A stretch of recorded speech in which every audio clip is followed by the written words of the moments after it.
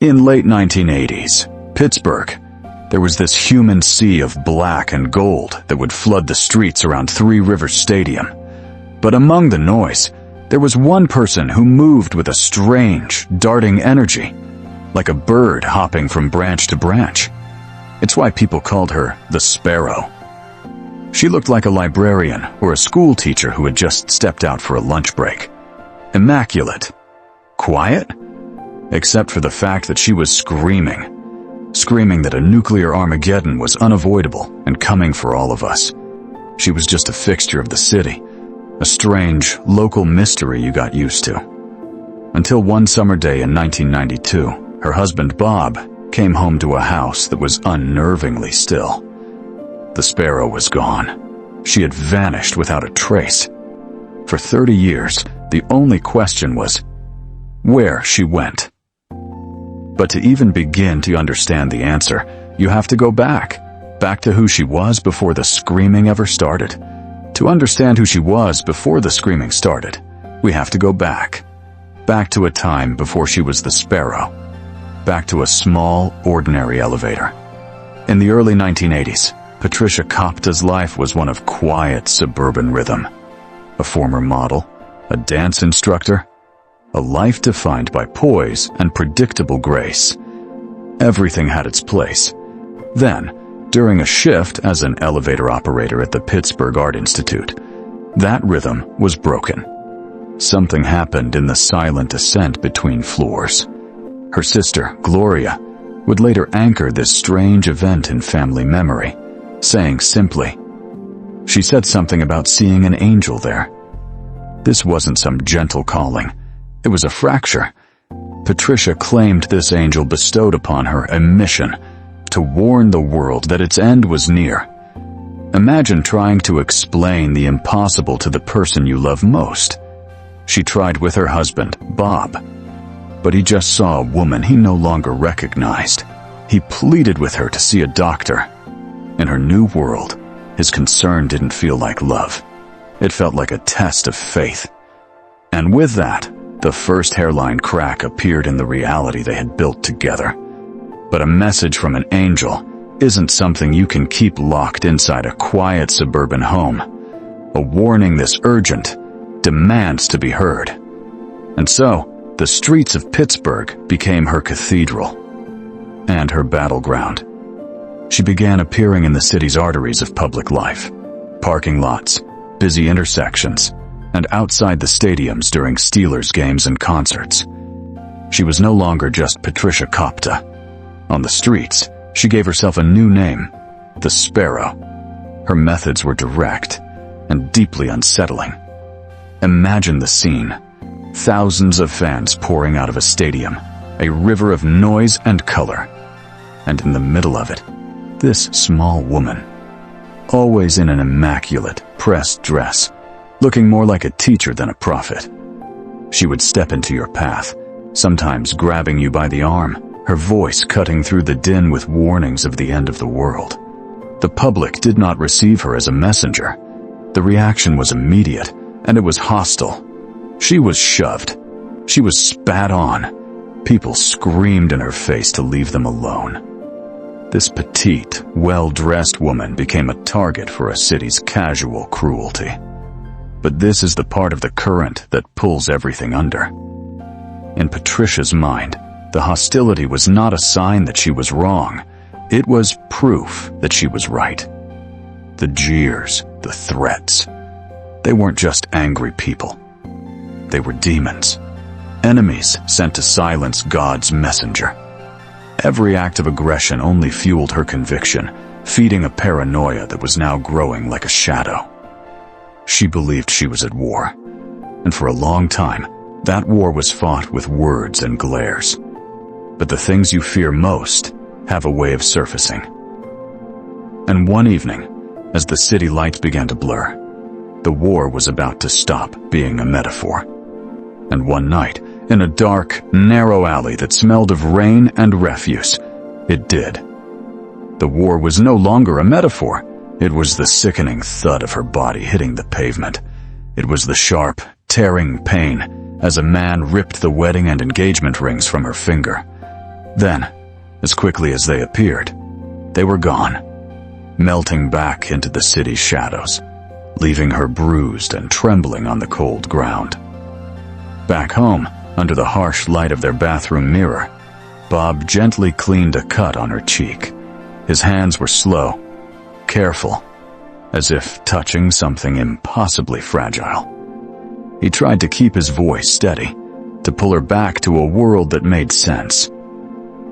"Patty, they were just thieves. We'll call the police. We'll report the rings." But she barely seemed to register the pain or the loss. Her eyes, reflected in the mirror, were looking at something else entirely. Something he couldn't see. "The rings don't matter, Bob," she said, her voice unnervingly calm. He stopped dabbing her face.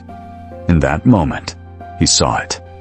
The look of absolute, unshakable conviction. This wasn't his wife, the victim of a crime. This was the Sparrow, a soldier wounded in a cosmic battle.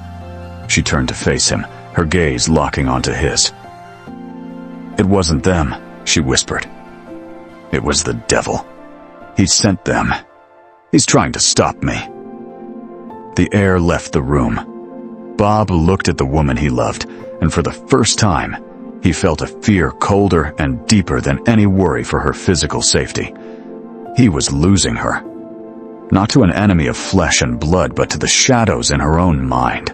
The chasm between their two worlds had just become an abyss. From that night on, her fear was no longer a vague whisper of enemies. It now had a face, a purpose. It was a powerful, malevolent force, an entity that was actively hunting her. She was preparing to fight an enemy from the shadows. She just never expected that enemy to arrive in the clear light of day, carrying not a weapon, but a court order. That court order didn't arrive in a vacuum. It was the system's answer to a moment that could no longer be ignored. Patricia's fear of being silenced had become a current, pulling her into deeper, more desperate waters. One afternoon, she ran directly into traffic, a small figure weaving between tons of moving steel, her voice lost in the screech of brakes and the blare of horns. She was trying to deliver her warning, but the world saw only chaos. This time, when the police arrived, they didn't just send her home. The system she feared had finally wrapped its arms around her. Patricia was arrested, and then involuntarily committed to a state mental hospital. Here, in this place of bleached white walls and fluorescent hum, her divine mission was given a new name. The fiery cosmic battle she was fighting was now a case file. The doctors observed her and wrote down their conclusions. The official diagnosis was delusions of grandeur, with signs of schizophrenia. For them, it was a clinical explanation, a path to a cure. But for Patricia, this was the devil's final, most clever trick. This wasn't help.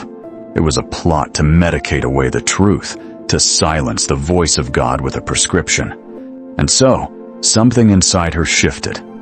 She learned that survival in this new cage required a different strategy. She became quiet, compliant. She answered the questions. But her quietness wasn't acceptance. It was the stillness of the deep, a calculated, watchful waiting. A month later, she was released.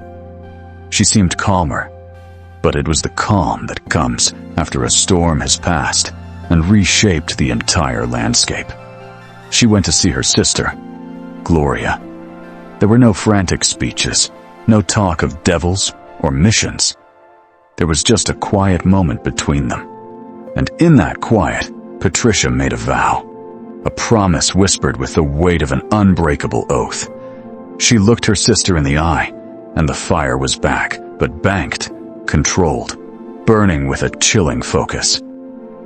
"They will never," she said softly, "do that to me again." It was the point of no return, a declaration that she was done with their world, their rules, their cages. Patricia had just decided to disappear. And then, she was gone. True to her vow, Patricia vanished from the world. For her husband, Bob, this was not a quiet fading, but the beginning of a frantic, desperate search. The city became a canvas for his hope. Telephone poles and storefront windows covered in her face, his own hand sticking up the missing person posters. Each day was a ritual of calling the police, waiting for an update that never came. The silence on the line, a hollow echo of the void she'd left behind. But the official investigation offered no comfort. It brought only a new kind of pain. Because their relationship had been strained, because of the system that had just released her, Bob found himself under a cloud of suspicion. It's a quiet, cold reality he would later recall, with a lifetime of hurt. When your wife goes missing, you're a suspect. The man who was searching for his wife was now being watched himself, his grief burdened by the weight of accusation. As weeks turned into months, the investigation stalled. The trail went cold. In their frustration, the police even took an unusual step. They consulted a psychic. The psychic offered a hauntingly plausible vision. Patricia was dead, her body near water. This grim prophecy sent search parties to scour the banks of Pittsburgh's 3 rivers, a search that turned up nothing. It was just another ghost, another dead end in a story full of them. Finally, the system that had once caged her simply dismissed her. The police arrived at their own conclusion. Patricia, they decided, had orchestrated her own disappearance, terrified of being institutionalized again. With no evidence of foul play, and one last paranoid letter from her as their final clue, they closed the case. A bureaucratic stamp on a file folder, and she was officially gone. But for Bob, she wasn't. The investigation was over. The search was called off. He was left utterly alone, standing at the edge of a 30-year silence, holding on to a question that no one else was asking anymore. A person can only hold on to a question for so long before it starts to dissolve them from the inside out. For Bob Kopta, that question echoed in silence for 7 years. 7 years of looking for a ghost in every passing face. 7 years of a life paused, caught in the undertow of an event with no end. By 1999, something had to give. So Bob did the only thing he could think of to reclaim his own life from the void. He went to court and had Patricia declared legally dead.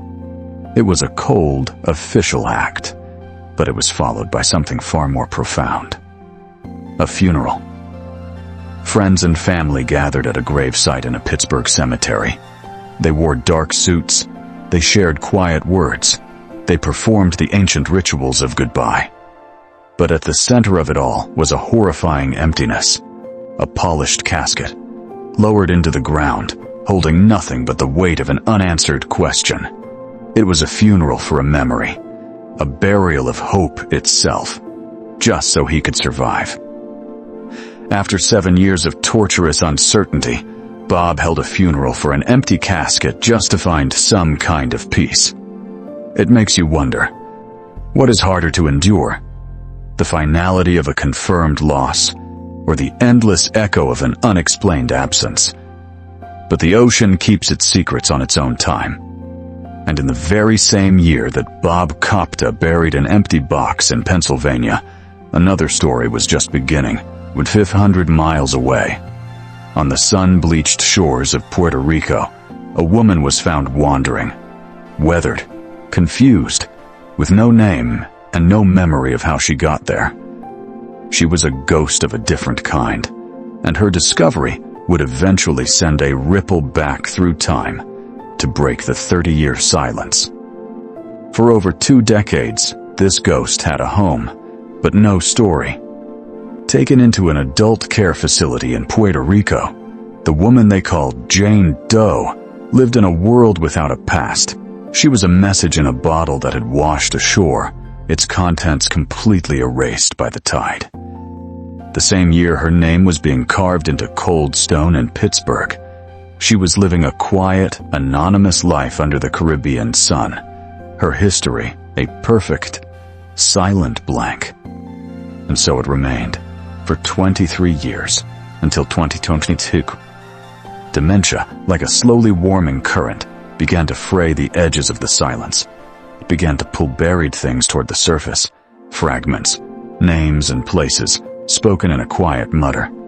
Pittsburgh, Bob, Steelers. Most people might have heard only noise, but a social worker at the home began to listen, really listen. With the quiet dedication of someone piecing together a map from scattered fragments, she sensed these were not random words. They were echoes from a life someone had tried very hard to forget, or had been forced to. She picked up the phone and contacted Interpol. What followed was not a frantic rush, but a slow, meticulous process. A deep, quiet dive into the abyss of the unknown. Investigators took DNA samples, comparing them to a database of missing persons. Her dental records were sent out, a silent testament to a life lived somewhere else, long ago. It was the final, agonizing pause in a story that had been silent for 31 years. 9 months. The final, deep breath before the truth would either surface or be lost forever. Then, in March of 2023, the ripple that began on that beach finally broke the silence. The results came back. Scientific. Absolute. The Jane Doe of Puerto Rico was Patricia Kopta. It was later discovered she had vacationed on the island before with friends. A small detail, but a crucial one. A forgotten memory of warmth and sun that, in a moment of crisis, may have become the only lighthouse she could see. The search for Patricia Kopta was over. But as her family would soon discover, finding a person is not the same as getting them back. The 30-year mystery of where she was had been solved, but a far more heartbreaking one was just beginning. Who was she now? Finding her was not the same as getting her back. The truth, when it finally surfaced, was not a reunion. It was a poem. The psychic's words from decades ago, once dismissed, now echoed with a tragic clarity. The Sparrow had not died near the water in Pittsburgh. She had flown across it. The most likely theory is a quiet one, that Patricia, with her neat, unassuming presence, simply dissolved into a crowd of tourists boarding a cruise ship. A silent departure, sailing toward a forgotten memory of warmth she once had in Puerto Rico. But the woman they found was not the woman who had left. In the quiet grip of advanced dementia, the currents of her own past had washed away. She no longer recognized her family, her story, not even the name Patricia Kopta. In the depths of her forgotten self, she had found a strange, silent peace in being no one. And so, Bob Kopta, after 30 years of waiting, had to make a final, impossible choice. You can almost feel the weight of that moment. The initial shock of the news, a ghost of an old hope flickering back to life, only to be extinguished by this new, heartbreaking reality. The woman he knew, the one he had mourned for 3 decades, was truly gone. In his own words, it was a sad thing, but it's a relief from a kind of haunting. And so he made the decision not to see her, to protect the memory of the wife he lost from the stranger she had become. Her sister, Gloria, felt a different current pulling at her. She needed to see for herself. "Whether she knows me or not," she said, "I still want to see her." And that is where the story of Patricia Kopta ends. Not with a joyful embrace, but with the quiet, bittersweet acceptance of a life that was found, but could never be reclaimed. Some truths don't offer closure. They simply show us the depths of what can be lost, even in a person who is still here. These are the stories that pull at us from the deep, the ones that remind us how fragile our own realities are. If you feel a connection to these explorations of the human current, I invite you to subscribe and join me again as we continue to listen to the whispers from the abyss.